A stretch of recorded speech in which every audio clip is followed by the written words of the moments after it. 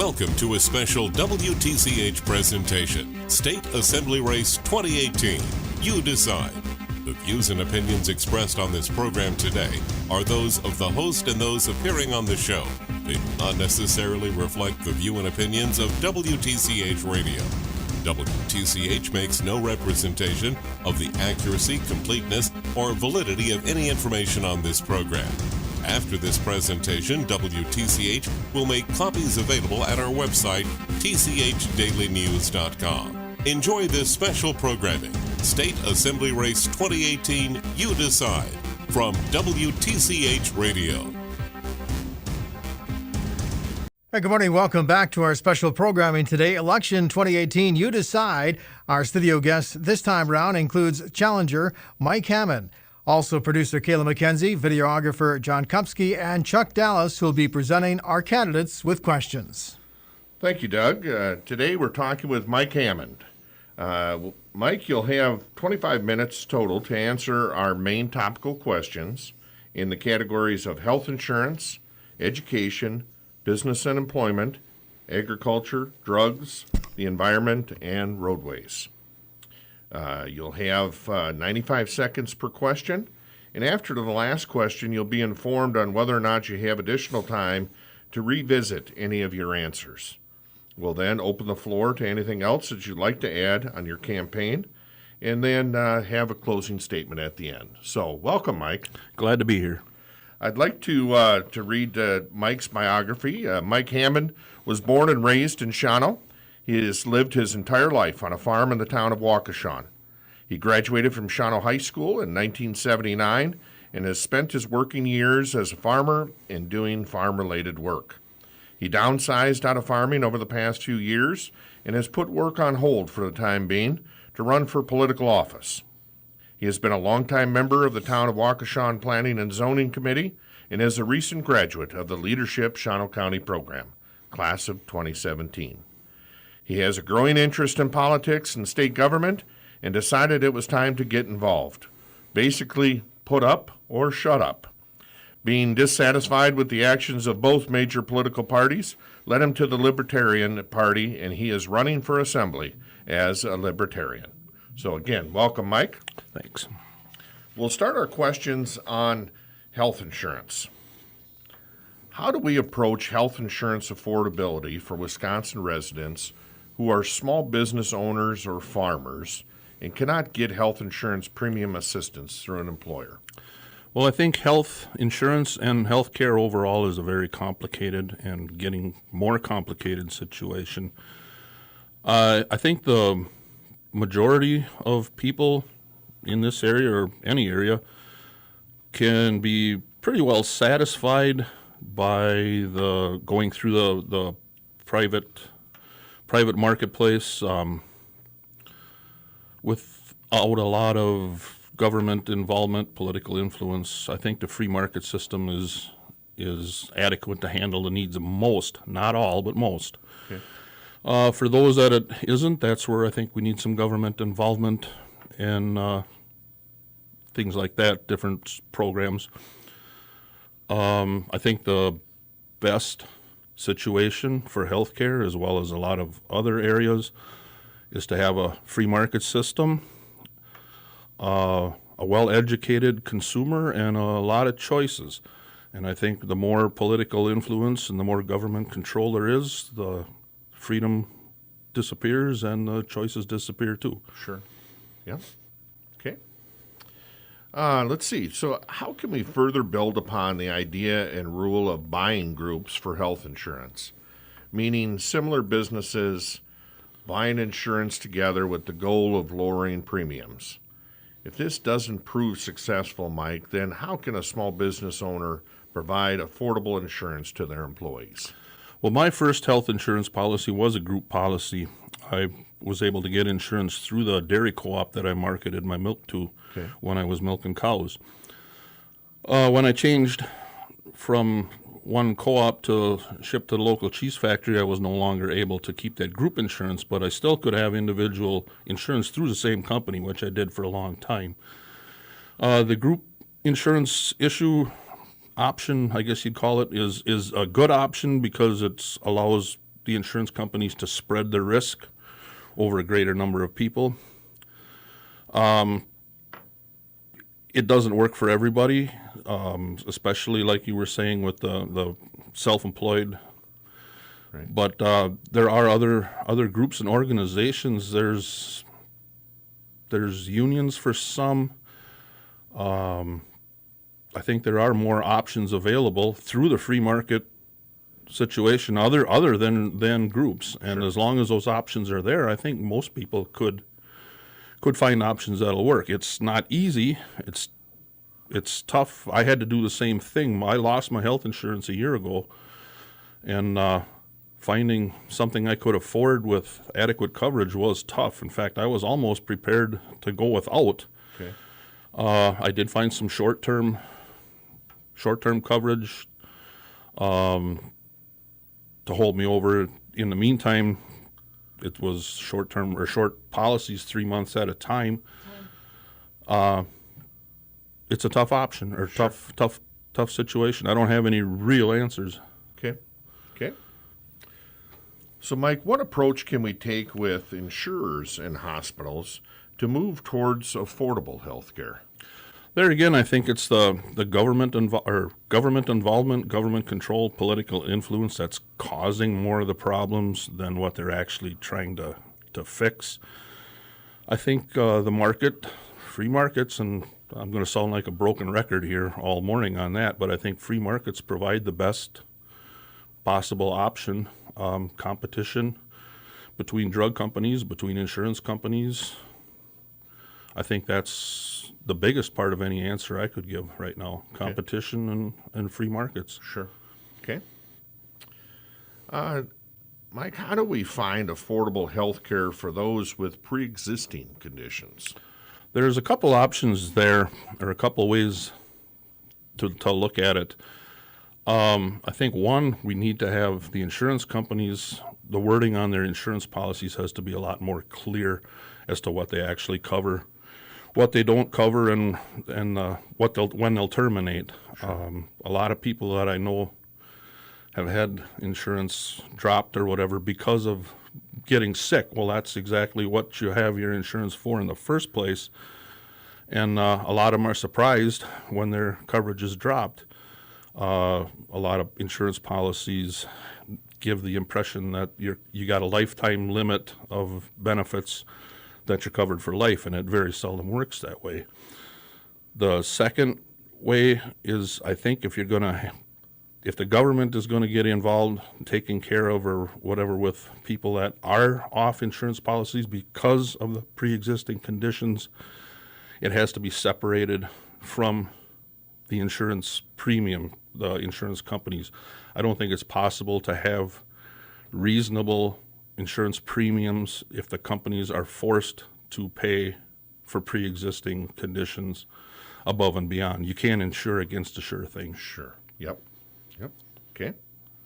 So last one underneath this topic is, can you talk on the cost of prescription drugs? Are all pharmacies obligated to disclose to their clients if there's a cheaper or generic option? I don't know if they're obligated. The pharmacy that I deal with does, and if they don't, you can ask and they'll tell you. But many times they'll say, offer a generic equivalent, and it's a lot cheaper. But I don't know if they're obligated to. They probably should be. Overall, though, on prescription drugs, it's the same situation. More government involvement is causing the prices of drugs to rise. Less competition. I read somewhere 65% of the prescription drugs sold in this country are sold to the government. Oh. I don't know if that's verifiable or whatever, but that's the number I read. There's no reason for pharmaceutical companies to offer reasonably priced drugs to consumers when they can get rich selling overpriced drugs to the government, which is what they're doing right now. Yeah. Yep. Okay. Our next topic is going to deal with education. So, Mike, first question. Currently, what is the greatest need for our area schools? Whether that be technology, safety, or curriculum? And how can you support those needs? I don't think you can throw one answer out there that covers all the schools. I think every school system and every school district and every school in the area is a little bit different. And the one thing I think you can do to make things easier for them is to give each individual school and school district more local control, more leeway of what they do with their money, and actually give them more control of how they fund their schools too. I don't think you need more state control, more federal control. I don't think somebody sitting at a desk in Madison or Washington should be telling a school in Shawano what they need to be doing. Sure. Or throwing out blanket proposals that cover a school in Eagle River the same as they do in Milwaukee. I think they're all different situations, and they need to be handled locally as much as possible. Okay, good. Next question is, how can you support our area educators and teachers using programs and or incentives? Basically the same answer I just gave on the other one. I think you got to leave it up to the local area schools and districts as to what they can do. What a school in Milwaukee might be able to do is different than what a school in another area might be able to do. I don't know if there's anything overall that works as far as raising compensation packages or fringe benefits or whatever. I think you have to compete. I think more competition between teachers, schools bidding on quality teachers, it would help the teacher overall. The good teachers would earn what they have coming, and I think it'll put a little more pressure on the school systems themselves as to who they employ and for why or what reason. Okay, good. So, Mike, of course, kids that graduate from school go on to technical school or on to college, and it can be expensive. What do you see as a solution to student loan debt? Well, there's two problems with student loans. I think one there again is the government basically controls all the student loans right now. I don't think there is hardly any, if any, private lending institutions that do or are even allowed to do any student lending anymore. That's got to change and go back to what it was. I think competition for interest rates and such is going to drive down interest rates. The other issue is the cost of education over or how it's compared to the actual value of education. I think in some instances right now people are spending way more on an education than they can ever plan on getting back. And there's got to be some common sense borrowing there too. You can't do it without some kind of a plan, a payback plan. Sure. Yep. Okay.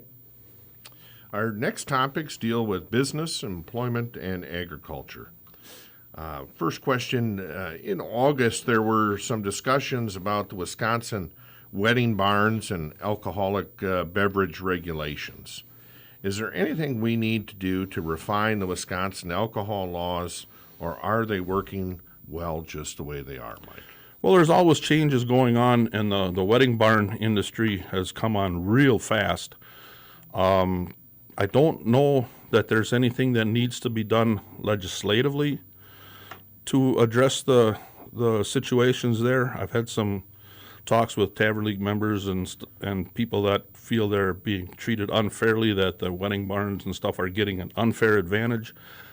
There probably is something to that, but then again, like I said, I don't know if it needs to be treated or acted on legislatively or not, at least not yet, and to the point of some of the legislative proposals I've seen. There's a lot of unintended consequences to some of the legislation that's been proposed. Some of it affects tailgating at the Packer games.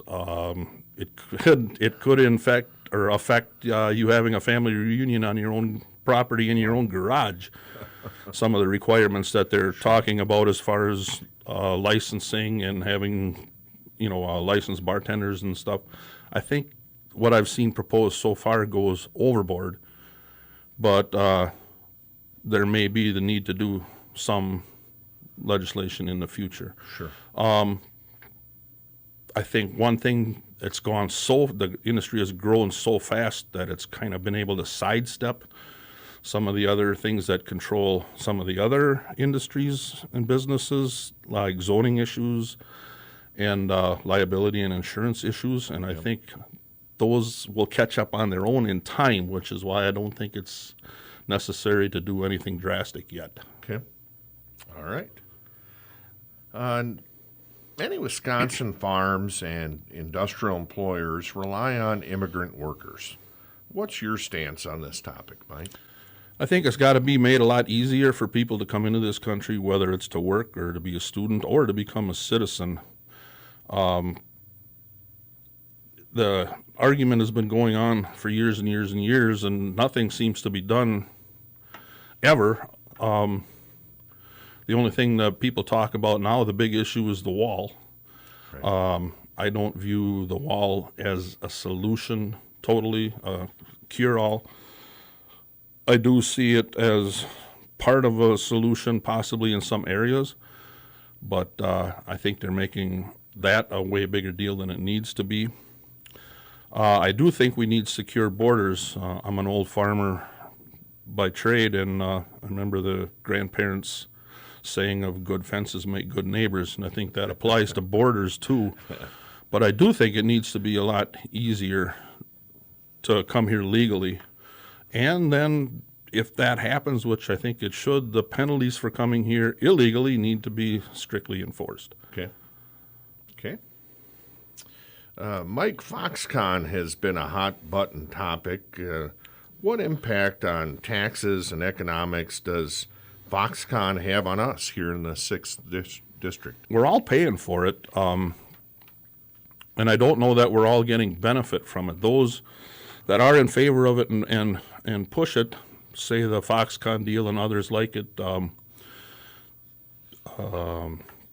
economic development through the state, through the WEDC, is pushed by a lot, and they're only pushing or talking about the positive side. There's a negative side to it, too, that I don't hear anybody talking about, and that's the fact that if they take tax money out of my pocket or your pocket, and it goes through Madison to somewhere else starting, it does make an impact there. It's possibly positive. Yeah. But you never hear about the negative impact of where the money was taken from, the fact that it's not going to do what it would have done if the taxpayer had spent it where they saw fit. I'm a great fan of economic development, but I think politically influenced, taxpayer-funded economic development is a bottomless pit. I think economic development should be decided upon by the consumer, by where they spend their money, supply and demand, and that decides where and what kind of economic development should be taking place. Okay. All right. Our next topic is on drugs. On opioids, how do we create a safe separation from those who truly need opioids from a medical standpoint and those who abuse these drugs? Well, on this issue, I'm more of a listener and an asker right now yet than I am of an answerer. Okay. The issue is big, and it's growing fast. It is a major problem. I think there has been some action done by the state and the legislator and the governor and whatever that has made the medical industry itself, medical profession, more responsible as far as prescribing opioids, painkillers, and whatever.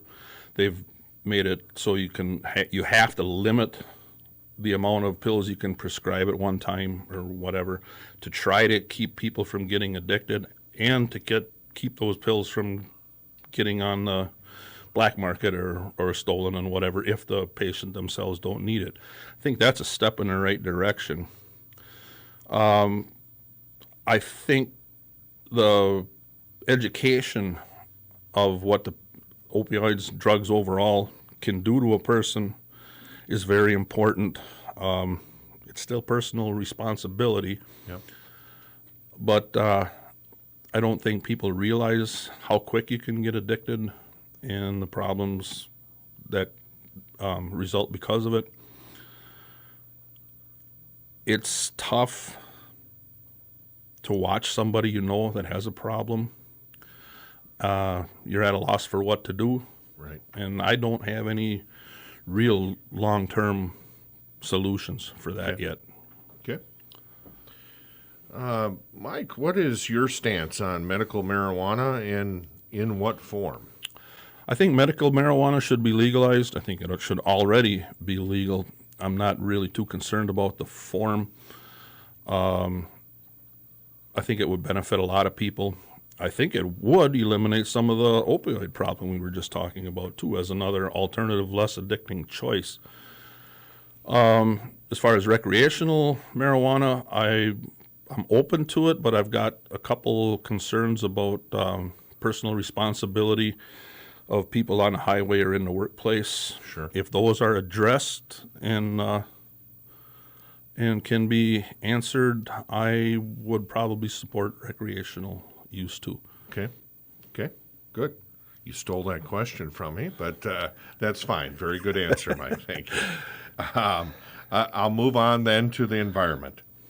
How do we keep our groundwater clean, and how large is the threat of contamination? The threat is huge and growing all the time.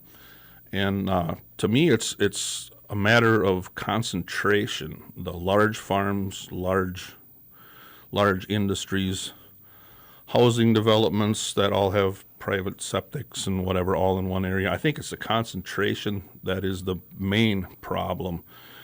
Mother Nature is one of the greatest recyclers and filters and environmental weapons itself. Just let Mother Nature work. And the fact that the concentration of farms, industries, whatever, waste products, all in one area at one time just basically overloads what Mother Nature can take care of herself. Sure. Yep. I think a lot of it is done on the agriculture and business end, all for the sake of profit. And I think the environmental rules are overlooked sometimes. The reverse is also true. I think sometimes there's too much concentration on the environmental rules themselves, not taking into effect that, like I said, Mother Nature can take care of a lot of the problems herself. Right. I think it's a balancing act that needs to be addressed. Right now it's a pendulum that swings from one side to the other, and both individual and business is constantly chasing that pendulum back and forth and spending money trying to comply with laws that change all the time. I think that's a big problem. Yeah. Okay. Another question on the environment is how do we work with businesses to control pollutants in our air and waterways, Mike? Well, there again, I think it's concentration and the amount all in one area. I think the area that I'm most familiar with is agriculture, and I think farms are a problem. But I think part of it is because we're subsidizing the growth of the farms more than what the market would do on its own. And as a result, the problems are getting bigger than they would because of normal market conditions too. I think the first step there is to let the market work again and get the government out of the subsidies, price supports business. I know it's a fact for agriculture, and I think it's a fact on a lot of, could be the same effect on another, or on the other businesses and industries too. Some of those businesses and factories, Foxconn is going to be a good example here too, would not be as big as they are or where they are without a lot of government help. And I don't think they need that help. That the environment is another reason. Yep. Okay. Next topic is on roadways. Is there anything we can do on the district and state level when it comes to fixing our Wisconsin roadways and bridges? And are there tourism grants that rural counties could qualify for to fix some of these problem areas? Well, the answer to the first part of the question is actually the second question as far as I'm concerned. I think you need to cut spending elsewhere on things that aren't necessary functions of state government and then channel some of those funds to both transportation and education. And one area where I think, it's a small area, but one area where I think there could be cuts is the Department of Tourism. Okay. I'd like to see that replaced with a privately funded, membership-funded, member-run organization, business organization of some kind, and not have it run through the government, through taxpayer funds and whatever. I think it does a good job, but I think it could be doing the same good job with probably most of the same people doing the same thing, but have it funded primarily through memberships, donations, whatever, like the Chamber of Commerce type organization. Sure. And then those funds, like I said, tax funds could be channeled elsewhere. And I think there's other places in the state that there's unnecessary spending that we could do the same thing. Okay. Last question, Mike. At the upcoming election, there's discussion on a blue wave. What are your thoughts about that? Political experts in every election season come up with stuff like that.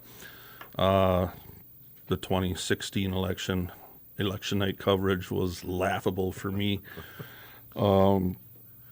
Some people say if you're a said that night, if you're a political junkie, you're going to enjoy this night.